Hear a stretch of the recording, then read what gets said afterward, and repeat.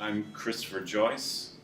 My father is Philip Joyce. His father was Frederick, and Frederick's father, my great-grandfather, was Charles. Charles's brother was James Augustine Joyce, the writer of Ulysses, Finnegan's Wake, and the portrait of an artist as a young man.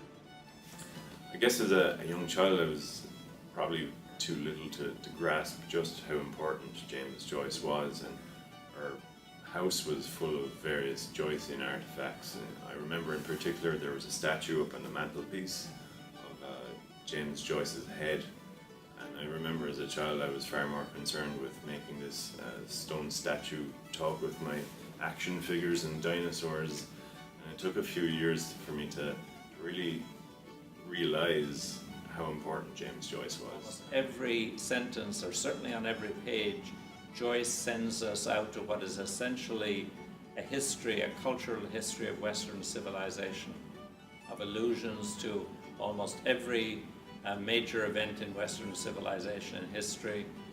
Even a reference to Montreal is built into the novel. At its most basic, Ulysses is simply the story of Leopold Bloom as he's going through the ins and outs of his daily life, really, in Dublin City. As he makes his way from one end to the other.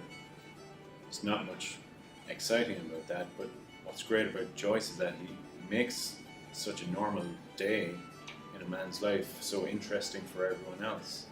I think in today's world, where our identity is so much at risk, people can really latch onto this and experience their own lives as though it were their own odyssey. Well, the wonderful thing about Ulysses is that it's accessible on so many different levels.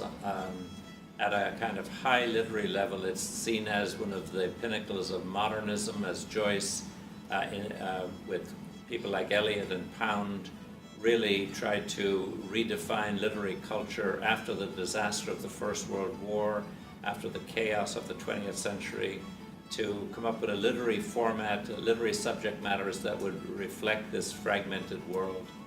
But at the same time, it's a book that, through the characters, through the songs, through their basic humanity and the sense of loss and pain and suffering and exile that they're going through, we all can identify with Ulysses. And the other appealing aspect of Ulysses is that the characters, even though it's got the mythical framework behind it, the characters are very human and ordinary. You have Stephen, who is the introverted, moody artist trying to find his way in the world. We have Leopold Bloom, whom, as I mentioned, is an outsider in Dublin, even though he's born there, married to this extraordinary, vivacious and voluptuous Molly Bloom, who is Catholic, who's an opera singer, about to go on a concert on the day of the book, and having an affair that Bloom is aware of that causes him pain, so that they're very ordinary, accessible trinity of figures. And there are a host of other figures, of course, who cross the streets of Dublin, encounter Bloom, so that it's really a snapshot of Irish society at a given moment. Joyce famously said that if Dublin were to be obliterated from the landscape, it could be built almost brick by brick from the book. So detailed is it, and so much is it a story, not just of these interesting characters, but of characters moving through space and moving through time, and moving with a sense of Irish history and the cultural context of their lives.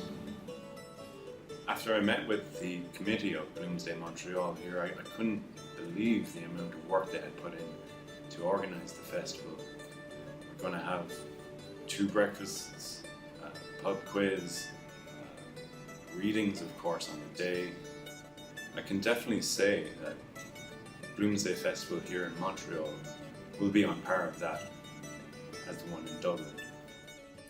Mr. Leopold Bloom ate with relish the inner organs of beasts and fowls.